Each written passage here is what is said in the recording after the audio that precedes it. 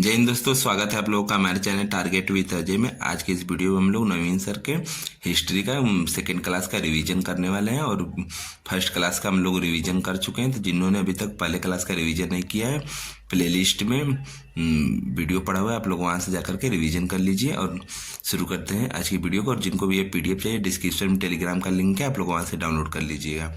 आज के इस वीडियो में हम लोग भारत पर अरब आक्रमण के क्या प्रभाव पड़े और भारत पर तुर्क आक्रमण कैसे हुआ इसके बारे में जानने वाले हैं। अरब आक्रमण के प्रभाव। भारत पर अरब आक्रमण के प्रभाव में पहला ऊँट पालन की शुरुआत हुई और मानचित्र कला का विकास हुआ। मानसून की जानकारियाँ मिली और खजूर की खेती, ये सब अरब वासियों की ही देन है। और उसके बाद बात करते हैं भारत का यूरोप पर क्या प्रभाव पड़ा। तो भारत का यूरोप पर जो प्रभाव पड़ा यह अरब वासियों के माध्यम से ही पड़ा। इसमें दर्शन, ज्योतिष, अंक और चिकित्सा, इन सभी की देन यूरोप वासियों को भारत की ही देन है।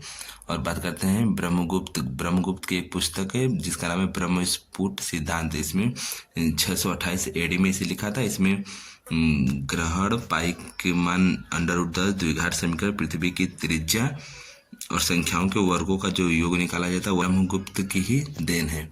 नेक्स्ट बात करते हैं भारत का अरबों के मध्य संघर्ष। तो अरबों के मध्य संघर्ष में भारत में एक संगठन बना हुआ था अल हकब के विरोध में। इस संगठन में पुलकेश सिंह, जिनका नाम विक्रमादित्य सेकेंड था, इनका शासनकाल 733 से 746 तक था।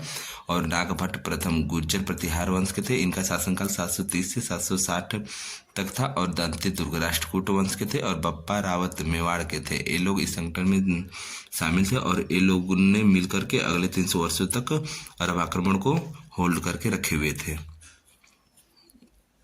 उसके बाद बात करते हैं कि अरबवासी इस्लाम धर्म के प्रचार में भारत में सफलता प्राप्त नहीं किए थे। और इसके बाद बात करते हैं तुर्की। तो चीन और यूराल के बीच में तुर्क लोग रहते थे।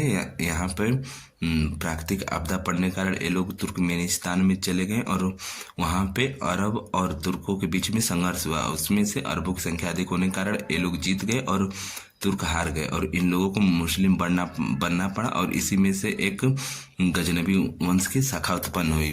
तो बात करते हैं गजनबी वंश जिसे यामिनी वंश भी कहते हैं। इसका संस्थापक अल्पतगिन था। इसका शासनकाल 943 से 963 ईस्वी तक था। और इसका दामाद और गुलाम सुबुक्तगिन था। इसका शासनकाल 977 से 997 AD तक था। और अल्पतगिन और सुबुक्तगिन के बीच में ही एक शासक था, उससे हिंद शाही राजवंश के राज्यपाल का युद्ध हुआ और ये राज्यपाल हार गए थे। नेक्स्ट बात करते हैं सुबुक्तगिन का पुत्र महमूद गजनवी था। यह गद्दी पर 998 AD में बैठा और 1030 ईस्वी में इसकी डेथ हो गई थी। और यह जब गद्दी पर बैठा तो यह वहाँ के खलीफा को पत्र लिखा कि यदि खलीफा उसे राजा मान ले तो यह हर साल भारत पर आक्रमण करेगा और धन लाकर देगा। तो राजा ने इसे सुल्तान मान लिया। तो यह प्रथम सुल्तान घोषित किया गया खलीफा के द्वारा। और इसे 2 उपाधि भी दी है, यामीन उल दौला, जिसका अर्थ होता है साम्राज्य का दाहिना हाथ, और दूसरी उपाधि यामीन उल बिल्लाह, जिसका अर्थ होता है मुसलमानों का संरक्षण करने वाला।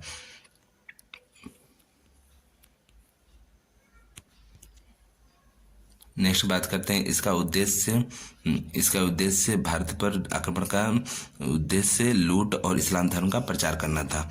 और हेनरी इलियट इतिहासकार के अनुसार यह भारत पर टोटल 17 बार आक्रमण किया था। महमूद गजनवी के आक्रमण की बात करते हैं तो सबसे पहले इसका पहला सफल आक्रमण 1001 AD में वह हिंद का युद्ध हुआ था। इसमें हिंद शाही राजा जयपाल के विरुद्ध हुआ था और यह जयपाल हार गए थे। जयपाल का 986 AD में सुबुक्तगिन से भी युद्ध हुआ था। इससे इन्हीं दोनों हारों की वजह से जयपाल ने आत्मदाह कर लिया। महमूद गजनवी का सेकेंड आक्रमण 1005 AD में हुआ था। मुल्तान पर हुआ था। यह शिया मुसलमानों के खिलाफ हुआ था और शिया मुसलमानों का राजा उस समय दाऊद था। तभी उस समय गजनवी को पता चला कि उसके साम्राज्य गजनवी पे कोई आक्रमण हुआ, तो वह यहाँ के बागडोर नौशाद शाह को सौंप कर चला गया, जिसका नाम सुखपाल था। यह जयपाल का नाती था।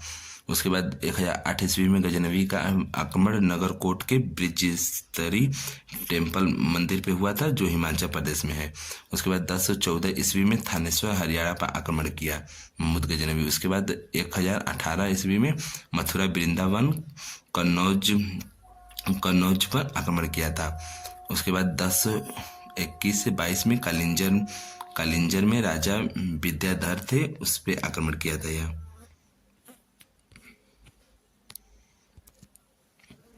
नेक्स्ट बात करते हैं 1024 ईस्वी में अजमेर के चौहान वंश के राजा गोविंद राज और राजा वीर सिंह थे, इनके बीच भी मोहम्मद गजनवी ने युद्ध किया था। नेक्स्ट बात करते हैं 1025 में 16वां आक्रमण मोहम्मद गजनवी का भारत पर सोमनाथ मंदिर पर था, जो कि गुजरात में है। उस समय राजा भीमदेव थे, या चालुक्य वंश के थे, और मोढेरा के राजपूत थे। यह सोमनाथ मंदिर पर आक्रमण करने के लिए इसने अजमेर के रास्ते को नहीं चुना था, इसने थार के मरुस्थल के रास्ते को चुना था। और 6 से 8 जून 1025 ईस्वी में सोमनाथ मंदिर पर आक्रमण हुआ था। उस समय वहाँ के राजा ब्रह्मदेव इसका नेतृत्व कर रहे थे भारत की तरफ से।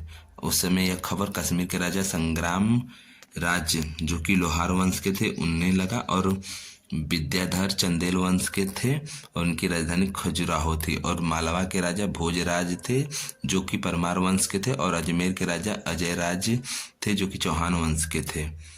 इन लोगों को इसकी खबर लगी। और 1027 ईस्वी में मोहम्मद गजनवी का जाटों के विरुद्ध भी अभियान हुआ था। फिर बात करते हैं गजनवी के समकालीन लेखकों की। इसके दरबारी इतिहासकार उत्बी था। इसकी पुस्तक किताब उल यामिनी है। और उसके बाद एक और दरबारी कवि था, जिसका नाम फिरदौसी था। इसने शाहनामा की रचना की है, और इसकी शाहनामा जो है ये फारसी भाषा में लिखा गया है, और यही शाहनामा ईरान का महाकाव्य भी है, और इसमें 5000 छंद हैं। और फिरदौसी को पुरो का होमर भी कहते हैं। उसके बाद नेक्स्ट बात करते हैं बैहाकी तारीख ए सुबुक्त गीन पुस्तक लिखा है। उसके बाद नेक्स्ट बात करते हैं अलबरूनी की पुस्तक किताब उल हिंद है। यह अरबी भाषा में लिखा गया है, और इसे तहकीब ए हिंद भी कहा जाता है। और अलबरूनी पुराणों का अध्ययन करने वाला पहला मुसलमान था, और यह उज्बेकिस्तान से आया हुआ था। और 1888 में किताब उल हिंद का इंग्लिश ट्रांसलेशन एडवर्ड साची ने किया था, और हिंदी ट्रांसलेशन रजनीकांत शर्मा ने किया था।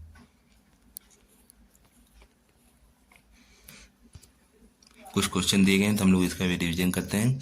नीचे दिए कथनों के अनुसार एक को अभिकथन ए को दूसरे को कारण आर के रूप में रेखांकित किया गया है। तो कथन ए है, भारत पर तुर्क के आक्रमण सफल रहे, तो यह सफल रहे थे। और उत्तर भारत में कोई राजनीतिक एकता नहीं थी। नीचे दिए कुटुंब में से सही उत्तर का चयन कीजिए। तो दोनों ए और आर सही हैं, और आर ए का सही स्पष्टीकरण करता है। नेक्स्ट क्वेश्चन, भारत पर आक्रमण करने वाला पहला तुर्क कौन था? तो मोहम्मद गजनवी था। नेक्स्ट क्वेश्चन है 1025 ईस्वी में किस तुर्की आक्रमणकारी ने सोमनाथ के मंदिर पर आक्रमण किया था? तो मोहम्मद गजनवी ने किया था। उसके बाद नेक्स्ट क्वेश्चन है किस चंदेल राजा ने महमूद गजनवी का सामना किया था? तो विद्याधर ने मोहम्मद गजनवी का सामना किया था। नेक्स्ट क्वेश्चन है चंदेल शासकों की राजधानी कहाँ थी? तो खजुराहो थी। नेक्स्ट क्वेश्चन है दीधा शीर्षक वाली रानी ने 980 से 1003 के बीच भारत के किस हिस्से पर शासन किया था? तो कश्मीर के हिस्से पर शासन किया था। नेक्स्ट क्वेश्चन है अलबरूनी किस देश से आया हुआ था? तो अलबरूनी उज्बेकिस्तान देश से आया हुआ था। नेक्स्ट क्वेश्चन है अलबरूनी फारसी विद्वान किस आक्रमणकारी के साथ अफगानिस्तान और भारत आया था? मोहम्मद गजनवी के साथ भारत आया हुआ था। नेक्स्ट क्वेश्चन है निम्नलिखित में से किस भारतीय शासक को मोहम्मद गजनवी ने 1001 ईस्वी में अपने पहले हमले में हराया था? तो यह जयपाल को हराया था। नेक्स्ट क्वेश्चन है अलबरूनी ने अपनी पुस्तक किताब उल हिंद किस भाषा में लिखी थी? तो यह अरबी भाषा में लिखी गई थी।